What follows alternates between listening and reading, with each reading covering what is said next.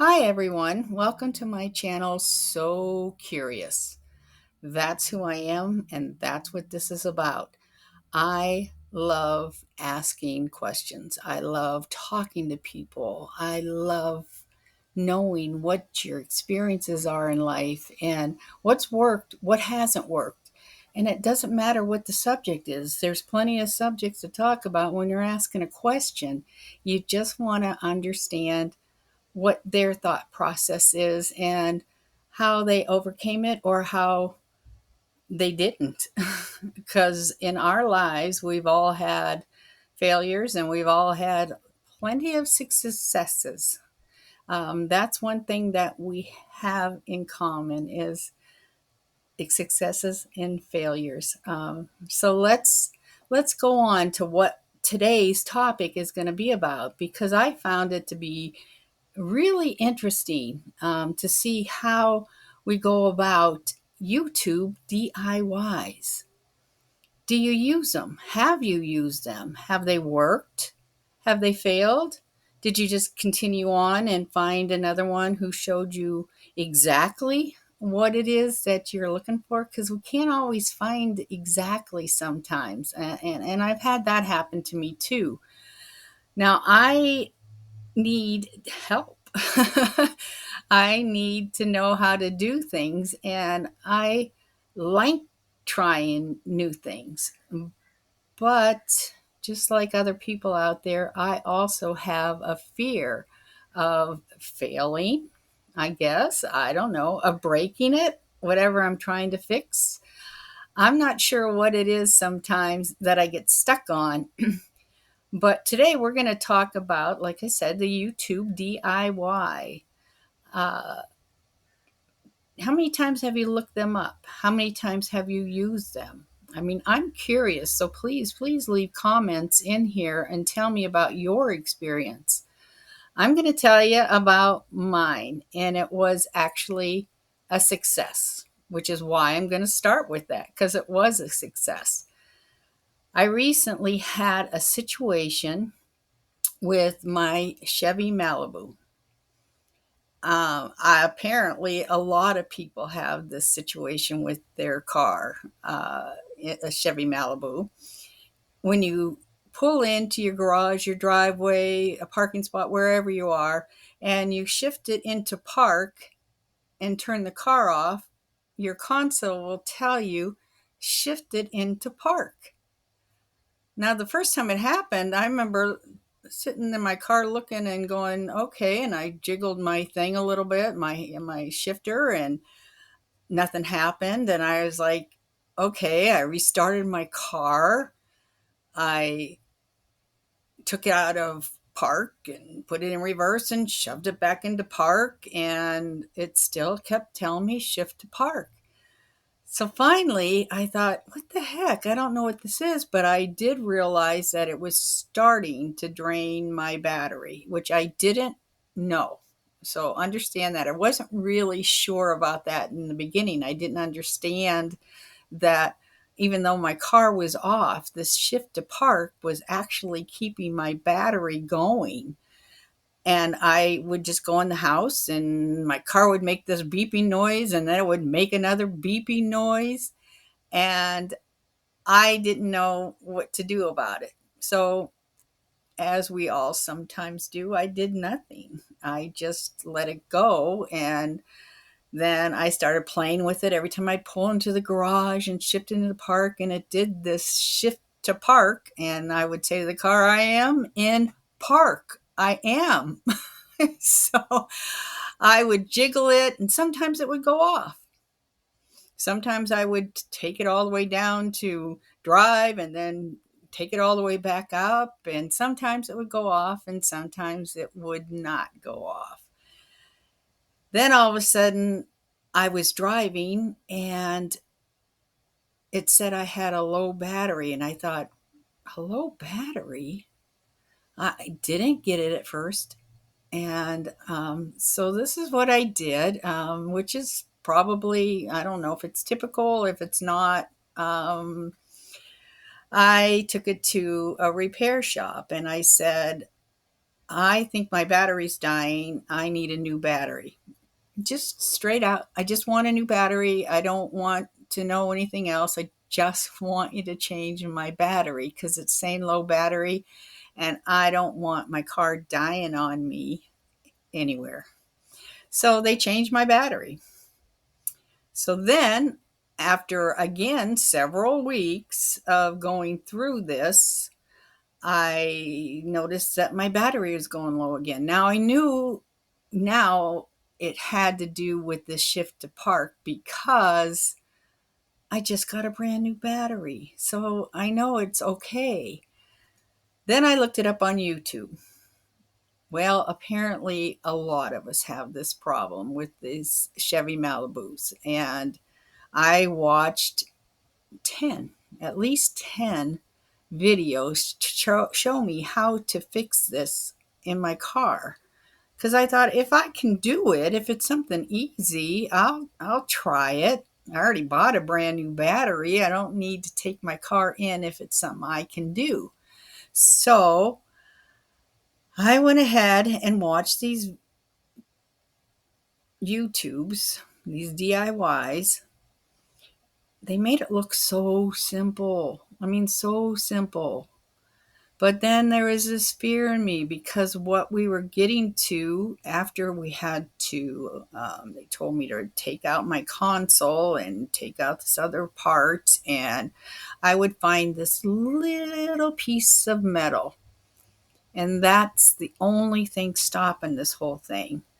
And what I would have to do is I was going to have to just push it forward just a little bit and not break it. Yeah.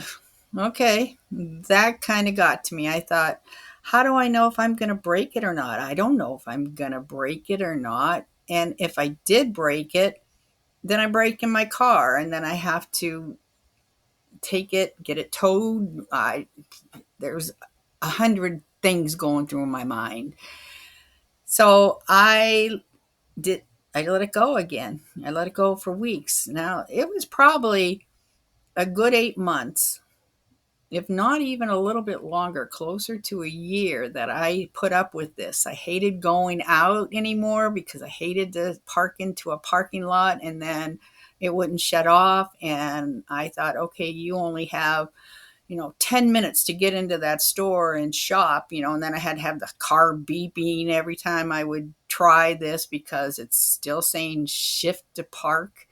So what I did finally is I watched some more videos, and I was always afraid, just like your GPS, you know how your GPS will tell you the first 5, 10 steps that you know by heart where you're going, what you're doing to get to those first 5, 10 steps. And I don't listen to them. I don't listen to those steps. I love my GPS. I use it all the time. And that'll be a question that will be coming up. I love hearing it, telling me where to go, how to turn. I don't care. But I don't listen to it in the very beginning. I only start listening to the GPS when I get to a point that I don't know where I am, or it's somewhere, a new location, or there's an accident, so it's redirecting me somewhere that I don't normally travel. Well, that's how I felt about the DIYs. I thought, these people know what they're doing. So, what if they've skipped a step along the way because it seems like it should be automatic because they know it, that we should know it? So, I wasn't quite sure whether to trust it totally until I found one video where the person, and I wish I could remember who it was, because I would give them a shout out, actually had their camera on there the whole entire time. And you could tell there was no editing, no anything. And it looked so simple. I mean, it just looked so simple.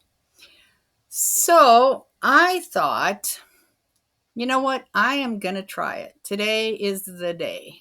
So I took my video out with me, my YouTube video that I was watching this gentleman take out this console, And he did have a little bit of problem at first until he realized where he should be putting his screwdriver or his little tool, which I only had a screwdriver, so that's what I used, and realized how easy it was to take it out. So I knew that because he already showed that. So I went out and I actually took the console off with no problem. No problem at all. I was able to do it exactly how they said. I turned it exactly. I had my gear shift in exactly the right position and I turned it. I found this part that they were talking about and I removed that. They said to be careful because a couple of them in previous videos had broken a tab on there, which didn't hurt it. And so I was aware of that, but I was very gentle and very patient. And I took that off, and there was that little piece of metal. So I pulled it, but I was afraid to pull it too far because I was afraid I was going to break it. So I only pulled it enough. Well, that worked. I put everything back together, started my car, and it worked. It quit going into shift to park, so I got a little bit more confident. I did order and had received instant battery charger because I thought I might need this at some time. So I had it fully charged and ready to go in case, again, I put this off and it came back to bite me. I would have an instant battery charger to charge my battery up real quick. So I got that, and I happened to be visiting at one of my daughter's houses, and it went into that shift to park again. I thought I was going to cry. I thought I fixed it. I was so proud of myself. I did it. I followed this YouTube DIY and I was excited. So I couldn't get it to go off and we had to get going. So I left the car like it was. I let it beep and beep it's a couple times and then we left. When we got home, I forgot about it. I spent the night at her house. And so when I got up in the morning, guess what? I had a dead battery, completely dead battery. Now, luckily, I could get into my car. So that was number one. That was good. I got my battery charger out. I hooked it up. My car went on immediately. I mean, that instant battery charger is fantastic. It's a good thing to have around. So I thought, you know what? I'm not in a hurry to go anywhere. I'm going to take it apart again and I'm going to pull a little bit harder this time. So I did, and it was easy because now I've already done it once. So practice makes perfect. I already did it. So I took the console apart, found my little lever again, and this time I pulled it. I pulled it a little bit more until I felt now I think I might be at risk. And I put the whole thing back together again. And I am very happy to say to this day, it still has not gone back into shift to park. So it worked. It eventually worked. It was just my fear of pulling on that too hard that stopped the car and made it go back to that shift to park. But I haven't had that since. So tell me, have you had any good results, bad results? I mean, have you followed something that wasn't necessary? In a future video, I will talk about another experience I had that I did, and it all worked out. It was good, but I overdid it because I was a little confident because of my car experience. So I thought I can do anything now, which isn't necessarily true. So it's okay though. I don't mind, but I'll tell you about that maybe in a later video if as we discuss these DIYs, fails or successes that you have. So please comment below. Sorry. If this is something that you like and you think you're gonna like it, go ahead and subscribe or like the video. But I definitely need your comments because I'd like to come back in a second video and review what some of the comments that I got back were. I mean, because I want to know, how does this work for you? And what was maybe the hardest one that you tried, or even the easiest one? Just let me know because I'm excited about finding out. I am so curious. So stay tuned to find out what the results were and how people commented on this. And I wish you good luck on any of the YouTube DIYs that you try. Thanks, everyone. Have a great day. Bye.